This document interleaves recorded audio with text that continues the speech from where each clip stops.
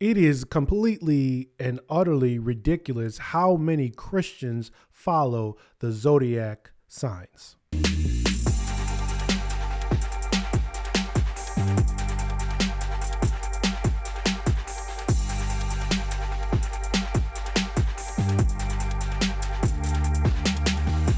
Do you follow the Zodiac to guide your life?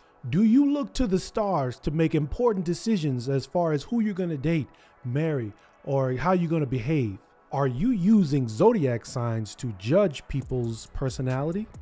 In this video, I'm going to show you how all of that is ridiculous. If there is anything that grips every single person under the age of 60 these days, it is the zodiac. I don't think I've ever been on a first date where my zodiac sign hasn't come up either on that date or prior to. You watch dating shows today, you get into any conversation with any millennial, Gen Z, even Gen X, it's likely that the zodiac will come up. Where did it all start? What does it really mean? And should you be following it? Point number one, it's idol worship. The word zodiac literally means sculpted animal figure. And we all know that each of the zodiac signs has their own image. Some people even tattoo that image on their body. The practice of following the zodiac started in ancient Babylon. They would use the location of the stars to determine when they should plant, when they should do business, basically how they should live their life. And that's exactly what you are doing right now, basing your life, basing who you be friends with, who you date, all this stuff on the zodiac sign of the person. Following the stars and those who prophesied by the stars was one of the blasphemous actions of the ancient Hebrews, which the prophet Isaiah had to rebuke them for, which was one of the reasons why God had to punish them by having all these foreign nations take over and conquer and destroy their land. Around this time, the prophet Amos also rebuked the Israelites because they were following literal star gods. When you choose to identify with a sign that was created by ancient Babylon rather than the creator of the entire universe, you are succumbing to the temptation of false gods. If you find value in when you were born and the position of the stars, there's no way you can equally find value in the one who created you. The zodiac is another tool the devil uses to distort your idea of identity. We all suffer and struggle with what we identify with. Some people identify with their sexual desire. Some people identify with their countries. All those things are created things. We need to identify with the creator, and you shouldn't allow these things to distract you from what really matters. And I'm going to tell you why God is the only thing that really matters. Point number two, God controls the sun, the moon, and the stars. Joshua was the leader of the Hebrews after Moses' death, and he was an amazing warrior. He was an amazing general. The Hebrews were at war with the Amorites at Gibeon, and during the battle, Joshua literally prayed to God and said, "Stop the sun." The sun stopped in the middle of the day. It did not set until the Hebrews won the war, won the battle. So you're literally telling me you are more willing to follow the stars, the moon, and the sun rather than the creator and the controller of them all? Now you tell me what sense that makes. Point number three, it is a pointless and silly myth. Paul says in 1 Timothy 4:7 that have nothing to do with pointless and silly myths, but rather train yourself in godliness. Perhaps you have met somebody at some point that was born in this time frame and had the specific characteristics listed on the horoscope website. But that doesn't mean that it's something you should take to the bank. It doesn't mean that it is truth. Let's evaluate the accuracy of some of these horoscope signs. All right, so this is the daily Aries horoscope. Let's check out the Aries. Okay, you don't want it to pop up. Look at this. Daily devotional. Sounds quite idyllic. Zodiac signs, Aries. All right, Aries facts: ambitious, independent, impatient, fire, positive, blah, blah, blah, whatever that means. All right, it says the first sign of the Zodiac, Aries, are trailblazers, passionate, independent. Aries will never do something just because everybody else is doing it. A ram needs to be 100% committed to the task at hand, competitive to the max. The best way to motivate an Aries is to turn something into a contest. So, after reading on the horoscope website what an Aries is, it says they're competitive to the max. Let's investigate this further. If the zodiac signs are true, then they should kind of be reflected in the history of mankind. The most competitive people should be Aries. If that's not the case, then why does this even matter? Who are probably the two most competitive people that you've heard of in recent years? I mean, these people are known for their vicious competitive nature. These two individuals are at the top of their sporting fields because they're so competitive, because that's what they want to do all the time. Are they Aries? Are they born within the Aries sign time frame? Let's check it out. First, we have Michael Jordan.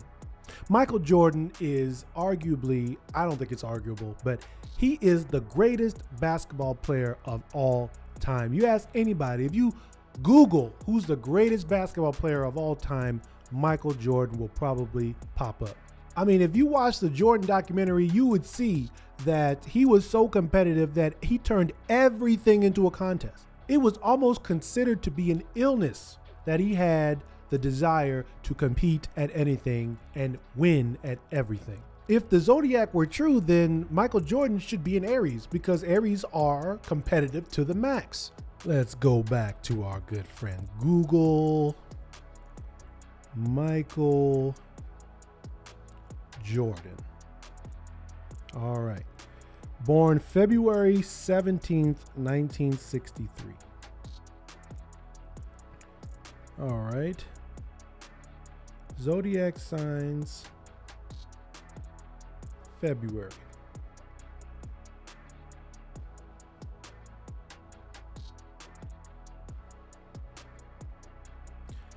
So it seems that he is an Aquarius. There's no incredibly because no incredibly individual. It can be tough to describe them as a group. Aquarius don't like labels. Okay, good. We're believe in the nature of change and evolution and blah, blah, blah, blah, blah. They believe the same strong sense of social justice and making the world a better place and see themselves as just one link in an endless human chain. They're very concerned about others, not because of how others treat them or how others want to treat them. Blah, blah, blah, blah, blah. Nothing about competitive, imaginative, idealistic, intuitive. Nothing about being competitive. The next name that comes to mind as far as competitive people, probably one of the most competitive people in human history, or at least recent human history, Tom Brady. Tom Brady is so competitive, he has been consistently charged with cheating so that he can win. Tom Brady zodiac sign. Tom Brady's a Leo. Listen, I already know somebody is going to be in the comments talking about just because the Aries are competitive, it doesn't mean that all competitive people have to be Aries. Well, then that's proving my point that it is pointless. If Aries are competitive to the max and two of the most competitive people that I have ever heard of are not even born in the Aries sign, what point is it to follow the zodiac? What accuracy does it really have? It is ridiculous. It is a pointless and silly myth. You should train yourself in godliness rather than following the stars. Point number 4. The location of the stars at your birth has nothing to do with anything cosmic. Whether you were born in August, December, or June, the location of the star, the actual location in space of the stars, don't move that much. Rather infinitesimal movement. I hope you understand that the reason why the stars are in a different position in August than in June is because of the rotation of the Earth.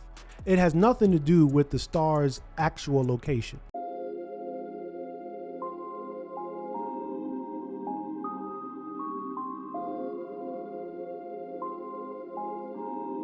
Listen, we all are amazed when we learn more about the universe we're in.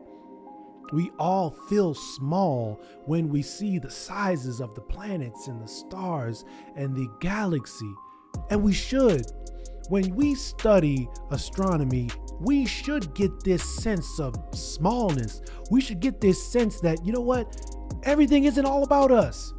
We should see and sense the power of God Himself. We should come to the same conclusion that David did in Psalms 8, 3-4. When I observe your heavens, the work of your fingers, the moon and the stars, which you set in place. What is a human being that you would remember him? A son of man that you would look after him? The stars were not created to tell you how you're going to behave, to tell you who you're compatible with. The stars were created to showcase the glory, wonder, and power and might of our God. I guarantee you, if you watch any show that talks about the cosmos, if you watch any show that discusses the vastness and emptiness that is beyond our solar system, you will feel the presence of God. You will understand that He is real and He is way bigger than any of us could ever imagine. He is worthy to be praised. He is worthy to be followed, not these created, inaccurate, ridiculous, confusing, worthless idols called the Zodiac. Check out some of these videos where I discuss why the Bible is the most reliable book ever. I break down the science, I break down the scriptures, I break down the history. I guarantee you, you will find that the Bible is a much more reliable guide to life than zodiac signs. What do you think of the Zodiac? Do you think they're reliable? Do you think it is a dependable truth about the universe that everyone should follow? I disagree with you, but I'd love to dialogue with you down in the comments. That's all I got for you. My name is Zachary Carroll, aka Pastor Z. This is Christian Hood Talk. Y'all be cool.